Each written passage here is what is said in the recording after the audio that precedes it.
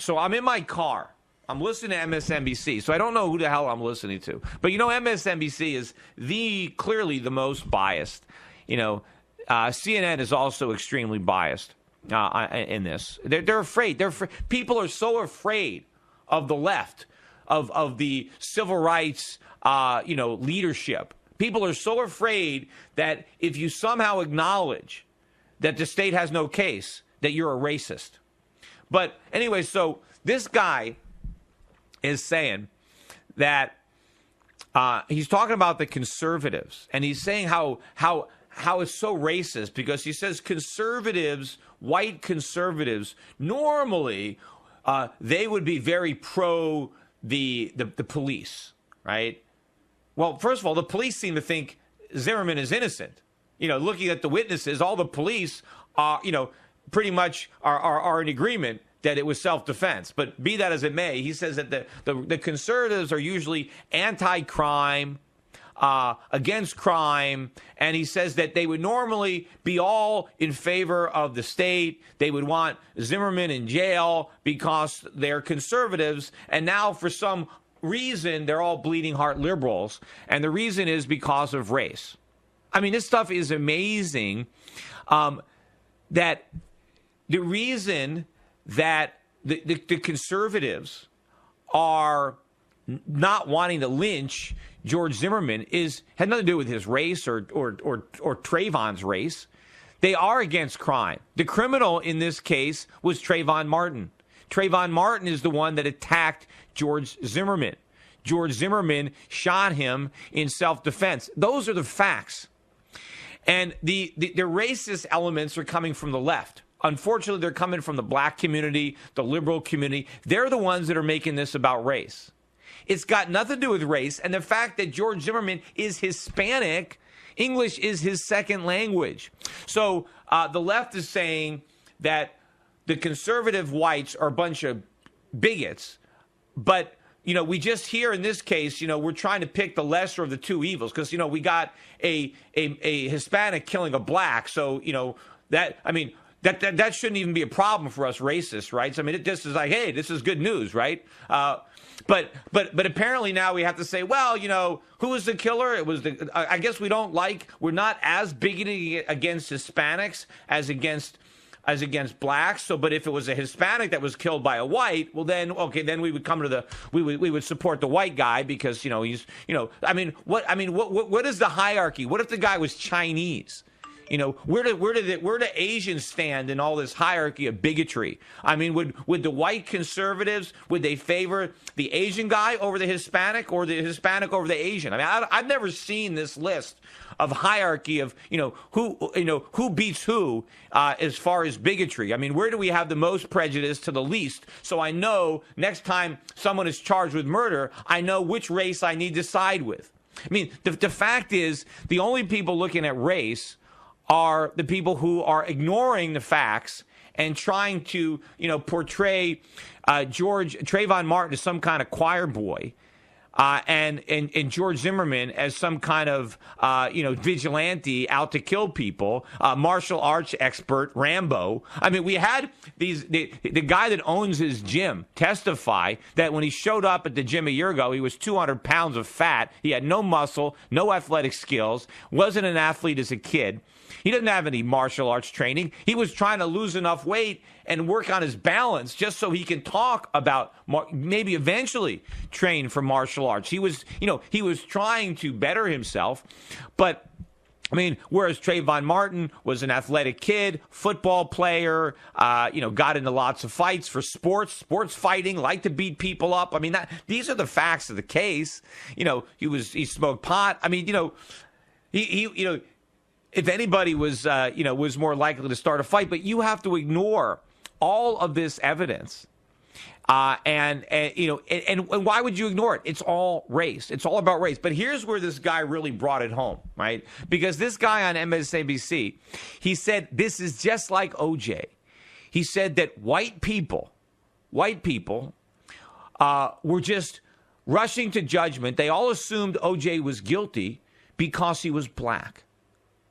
Now, I'm one of those white people Now, I didn't just assume OJ was guilty. In fact, when I first heard about it, about that they were dead, I didn't think that OJ did it. It was a surprise to me, although once he was in that white Bronco or whatever it was, being chased down, I started to think, gee, maybe he is guilty. But I still waited for the facts. And the reason that I thought O.J. Simpson was guilty was because a preponderance of the evidence showed that he was guilty. It had nothing to do with the fact that Nicole Simpson or Ron, Goldman were white and he was black. I couldn't care less. I looked at the evidence, and the evidence was overwhelming. The DNA evidence, the blood in the car, on OJ, the gloves, the Bruno Mali shoes. I forget. It's been a long time. But it was an open and shut case. It was so obvious that it was OJ. In fact, it was so obvious to the police that after OJ was acquitted, they didn't reopen the case. They didn't go out there to find the real killer because the real killer got away with it. And why did O.J. Simpson get away with murder? Because a predominantly black jury acquitted him because he was black. And they wanted to send a message because it was the O.J. team that made it all about race. Right?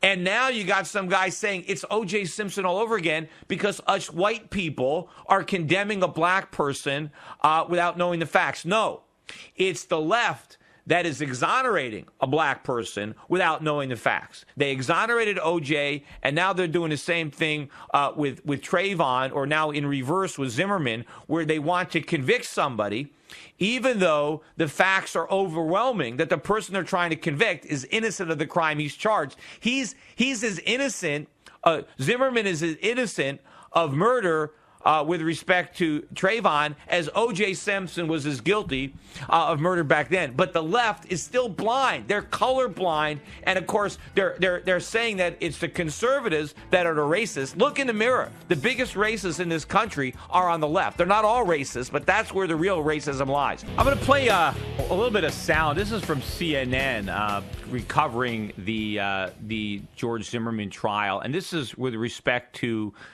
the fact that you have all these witnesses. One of the things they're having now, of course, you have witnesses on both sides claiming that the voice they hear screaming in the 911 tape belongs to either George Zimmerman or Trayvon Martin. Now, it's obvious to me that Zimmerman is the one screaming, not because I have any idea what he sounds like. I don't. But if you look at the bruises that Zimmerman has, he was beaten. Trayvon Martin doesn't have a mark on his body save that bullet. So why would Trayvon be screaming if he wasn't being punched, if he wasn't being hit? So the only one that had a reason to scream was George Zimmerman. And George Zimmerman told the police that he was screaming for help even before anybody knew there was a 911 tape. So the scream simply validated George Zimmerman's version of the story, which, by the way, again, he passed 2 polygraphs on that, a standard lie detector and a voice stress test. Nobody ever talks about this, that the guy passed these lie detector tests. But in any event, it doesn't make any sense that Trayvon would be screaming, even if George Zimmerman pulled a gun on him. Let's assume George Zimmerman pulled a gun on Trayvon Martin. Why would Trayvon Martin scream? You don't scream. If someone pulls a gun, the only thing you would scream would be, "Don't shoot! He has a gun!" Right? You'd want people to know that there was somebody threatening to shoot you. You wouldn't just scream incoherently or, "Help, help!" And then you would try to reason. If someone pulled a gun on me, I would try to reason, "Hey, don't shoot. Hey, don't worry. Hey, look, my hands are behind my back. What are you doing? I'm not a threat. Don't shoot me, please. Leave me. Don't kill me. I got a kid." You're not going to just be screaming. Maybe you're giving the guy a reason to shoot you just to shut you up.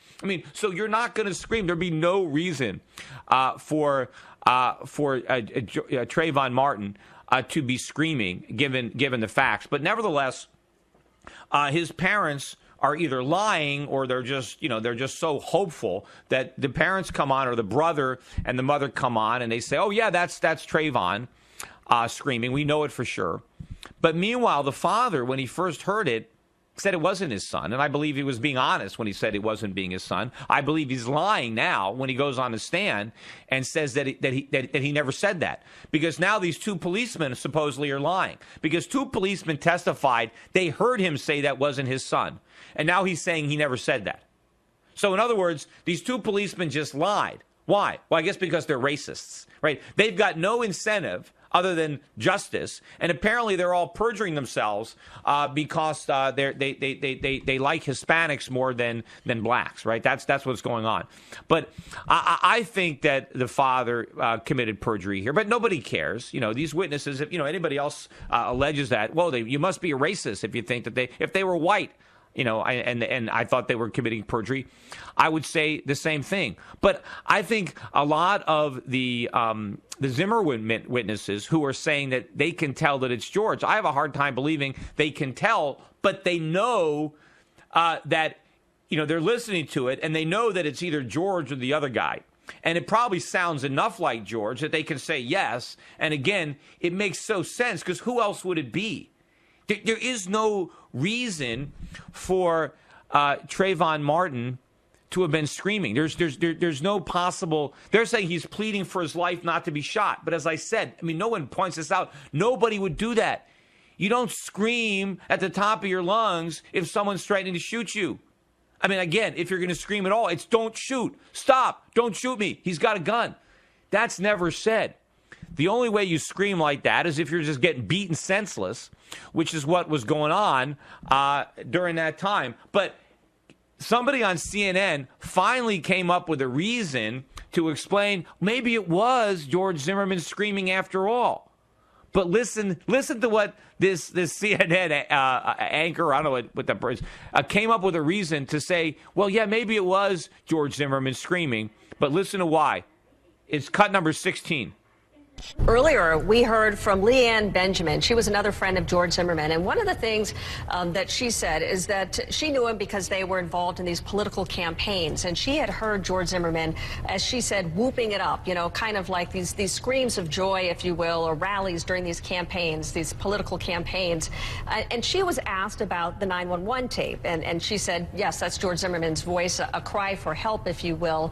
Is there any way that they could turn that and say, what, George Zimmerman, if he sounds that way on both the tape as well as what she recalls, that this was not somebody who was screaming for help and crying out, but that he was actually, enjoying it, that he was pummeling Trayvon Martin, that there was a sense of joy in that moment. Is there any way that the jurors could confuse that, her testimony? Well, whoever was screaming, we know was saying help. So it's rare that you would be jubilant and saying help at the same time. That would take pretty much of a diabolical mastermind that I don't think we're going to find here. Well, maybe George Zimmerman, though, maybe he's a masochist. Maybe he likes being beaten. They didn't think of that angle of it. But so to come out and say that he was having fun, he was just screaming for joy as he was beating the crap out of Trayvon.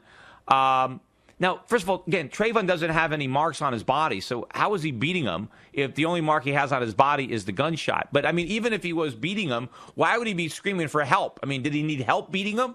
Was it so much fun that he wanted to get the whole neighborhood involved? Hey, look at what I'm doing. This is great. Come on and, join in. This is absurd, the lengths to which people are going to try to go. Under any version of the events, Trayvon Martin would not be screaming. The only person that would have a reason to have been screaming would have been George Zimmerman. That's obvious from the facts that have been presented here. Now, also, I'm watching. They're talking now about the entry of the bullet that shows that the way the angle that the bullet was fired from. It shows that that Trayvon would have been on top of George, leaning forward because the sweatshirt was leaning from his body. They have all this forensic evidence on top of all the evidence that they already have. Yet the left, as I said, is going to ignore it all. Now, I wonder, now they're going to be able to introduce the toxicology report. And the toxicology report does show that Trayvon Martin had been smoking pot that day. Apparently, he smoked a lot of pot because all over his telephone, they had pictures of him smoking pot. They had pictures of pot plants. I don't know how much of a pothead he was, but, he obviously was into pot. Now, that in and of itself doesn't mean that he was a violent kid. It was the other images on his cell phone that lead you to believe that he's violent. And the fact that, he had been involved in other fights. So I wonder if that's going to get in. because I don't know why not. And I don't know why his school record would be irrelevant. After all, the prosecution was able to bring up the school record of George Zimmerman and his classes and whether or not he was a good student, whether or not he got A's. Why can't they get some of Trayvon Martin's teachers up there to find out whether or not he was a good student? You know, I think the inferences, they put Trayvon Martin's older brother up on the stand. And the inference is that, you know, the younger Martin is something like the older Martin, who's ready to graduate college, a well-mannered, well-spoken guy. I think that Trayvon was very different than his older brother, half-brother. I don't think they were raised the same. Trayvon was, obviously the troublemaker of the family. Now, maybe he would have grown out of it. I mean, maybe by the time he got older, maybe he would have turned himself around. But certainly, at the age of 17, he was going in the wrong direction. He was, doing graffiti, he was doing drugs, he was getting suspended from school, probably hanging around with the wrong kinds of people. He was getting into fights. He had a lot of problems with his parents. His parents had a tough time disciplining him. I mean, this is the truth, yet all of this is being hidden. But why is it irrelevant? Because if they're trying to figure out who is more likely to have started a fight, why isn't Trayvon Martin's background, his propensity to fight, why isn't that relevant to trying to figure out which of these two individuals would have been more likely to want to engage the other person in a fist fight? I don't think George Zimmerman, especially when you listen to the owner of the gym describe what a poor physical specimen he was. And, of course, he did have a gun. And somebody with a gun doesn't attack somebody, jump on them, roll around on the ground, put themselves in a position where maybe they'll get beaten up, maybe get shot with their own gun. If you have a gun, distance is your friend. You want to keep as much distance as you can between you and the target of your gun so that you have the advantage, so that you have the upper hand. You're not going to get right next to the guy where he can knock your gun out of your hand, grab your gun, punch you, something like that.